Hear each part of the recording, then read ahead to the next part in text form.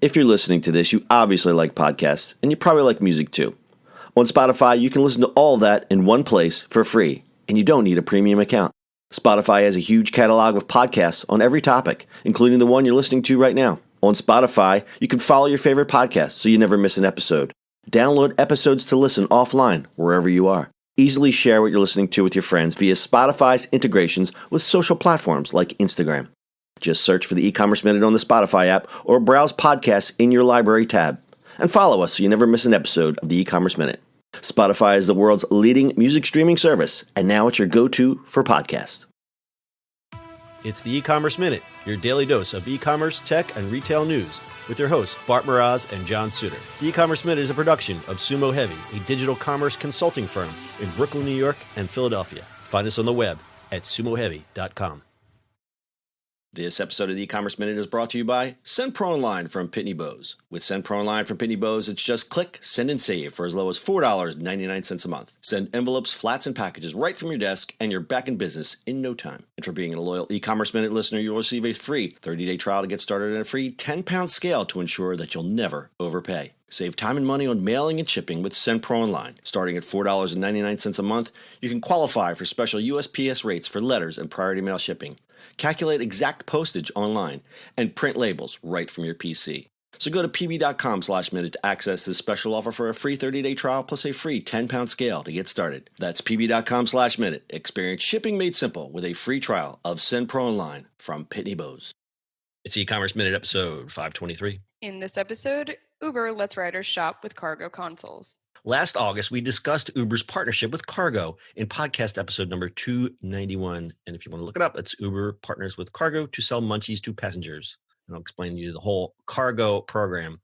In this partnership, Cargo would give Uber drivers boxes of free samples and things to sell, like snacks, gum, and phone chargers, with drivers making small commissions. Fast forward to today, now about 30,000 Uber drivers in 10 U.S. cities have the Cargo snack consoles, and Uber wants to capitalize on this even more. In an effort to delve into the booming world of e-commerce, they've launched the Cargo app. Riders can shop for products from a number of brands, including Glossier and Amazon, as well as items like AirPods while they're in an Uber, to be shipped by Cargo to their house 2 to 5 days later. In return, customers get 10% back in the form of Uber Cash that they can either use as a discount on future Uber rides or discounts through Cargo. By downloading the app and scanning a QR code during your ride, you'll unlock deals on everything from AirPods to luxury suitcases and more.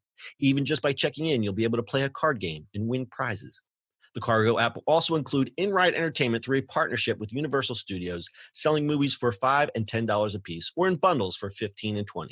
This is to ultimately benefit the riders taking lengthy Uber rides, according to Neil Watterson, the head of guest products at Uber. The move has potential to be beneficial for all parties involved, since drivers make $1 per purchase and pocket 25% of the cost of each item sold on the app. Not only that, but between passengers receiving 10% back and the brands featured in the app like Glossier gaining exposure, everybody wins. The service could be a big profit center for Uber and their drivers, capitalizing on that urban millennial demographic who just loves online shopping, and Uber's keeping them brand loyal. What do you think about this? That juicy urban millennial demographic, you know what I mean? Yeah. I don't know. I have questions. That's how I feel about this right now. I have questions. I don't know what my questions are, but I think my first question is why? Like, you know, like, well, I'll retort that with a why not. Yeah, you're right. I mean, you're right. Snack boxes made total sense because there's an Uber driver and he's going, "Hello, welcome to my car. Would you like some water? That'll be $1.50. Would you like some flaming hot Cheetos? That'll be $2.99. Captive audience. I mean, it makes total sense. Yeah. We're taking it now. They call it Cargo Console. Is there an actual console or is it just the app? I'm a little unclear about. Oh no, yeah. There's like a console in the middle. Was it like an iPad thing? It's like a little snack console. It has like. Well, that's the snack console, right? But what about this new thing? Is it just via the app that you can order all this stuff? Yeah, on your own phone, you just like scan their QR code. So console is misleading. It's not really. So the console is the snack box, which probably has that QR code that you snap so that the driver gets his commission, right? Yeah. Gotcha. I am up to speed. So I think this is, listen, it's great for drivers. Any way that drivers can make a few extra bucks. Yep. And it seems like a pretty sweet deal because they get $1 per purchase plus 25% of the cost of each item sold. So if you got a real talky driver who's into high-end cosmetics, Right. She's going to make some bank. Especially if someone's like buying like suitcases and stuff like that. Like that's major bank. Yeah, I mean, I don't know who buys his suitcases in the back of an Uber, but Yeah, that could be a win. that's my questions. Like, like some of the things that are offered, I'm thinking like, are people really ever going to buy this in an Uber and then get it delivered to their house? Brittany, do you ever take an airplane? You ever see those in-flight magazines? They used to have the catalog. It's like, oh, this head massager looks really great. It's like an electronic thing that reads your thoughts, and it's really cool. It's like, I'm going to order this. You're right. You're right. Ever seen anybody actually order any of that stuff? You got me there. But it's the same. It's literally the same concept as the in-flight catalog. It's captive audience. You're just like, meh, I got my phone. Meh.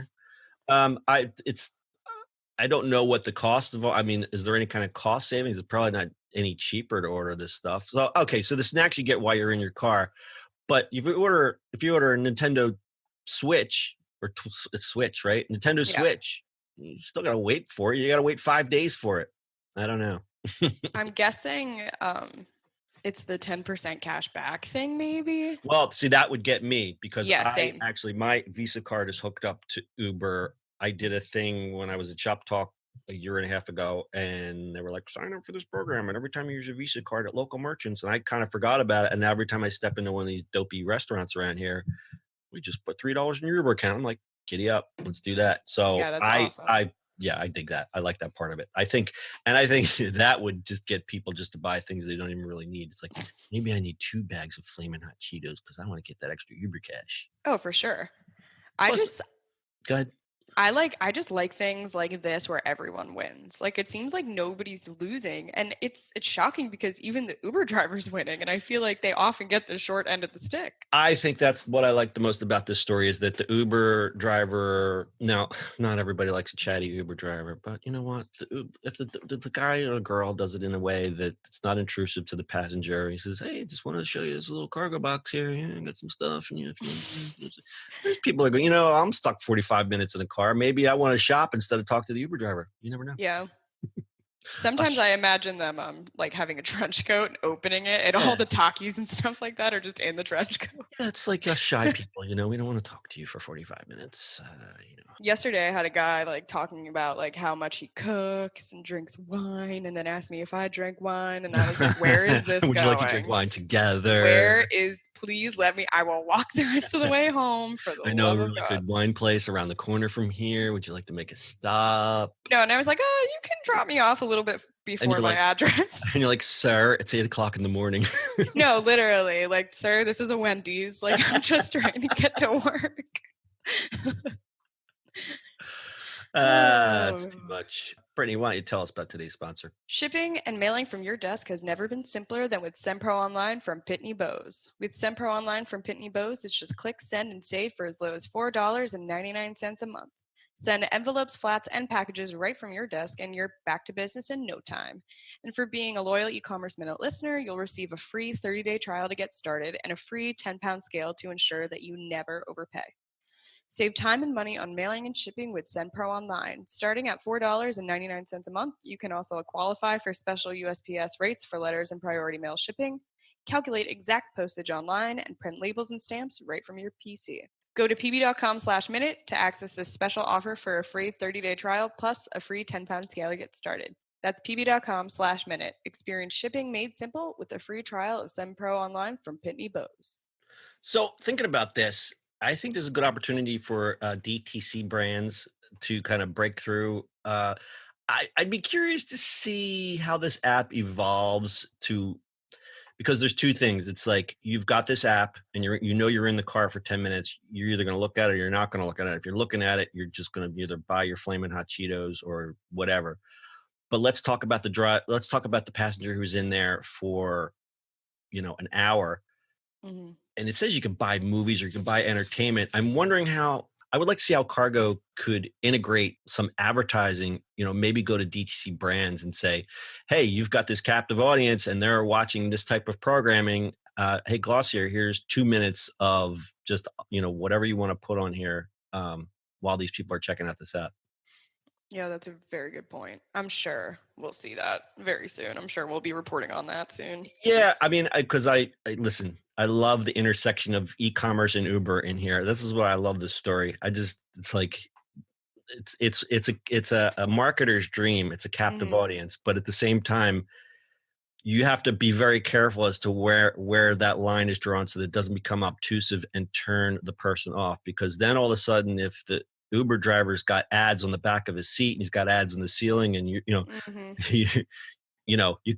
slide into the Uber and it says in the seat, you could be sitting here in Florida, fly the airlines. It's like, then it's kind of becomes a taxi cab and the whole charm of Uber wears off. But if they could kind of skirt that fine line between aggressive marketing and subtle marketing and just kind of find that sweet spot there, I think that's great opportunity for not only the drivers, but yeah, because once you cross the line into solicitation, it's like, oh geez. Yeah, people don't like to be. They don't like it in your face, especially listen. You take Uber because it's the anti-cab, correct? I mean, you get in a cab. The cab is covered in advertising, and it's just it's an awful experience. Whereas in Uber, you would hope generally, unless you got wine guy trying to seduce you, it's generally a more pleasant experience. Oh, for sure, but. We can open up the can of worms about male versus female riding. We can do that another time. Yeah, that's a story for another day. Yeah. So Cargo, so stat time. Cargo has raised nearly $30 million to date, according to Crunchbase. Good for them. When Cargo originally launched in 2017, drivers could earn an average of $1,200 a year, while the top 10% of drivers make $3,600 a year in income. I said this on the original podcast. I think it's great. Anything that Uber drivers can earn a couple extra bucks, even if it's just through Flamin' Hot Cheetos, good for them. Brittany, got anything else to add to this one? Nope. I agree. I'm glad that the Uber drivers are getting a little bit of credit here. Excellent. All right. That's your e-commerce minute for today. We'll see you on the internet tomorrow. That's it for today's show. If you like the show, do us a favor and subscribe or leave us a review on iTunes. And don't forget, you can now listen to the e-commerce minute on your Amazon device. Just add e-commerce minute to your flash briefing. And finally, if you have a comment or suggestion or just want to say hi, find us on social media @Sumo Heavy.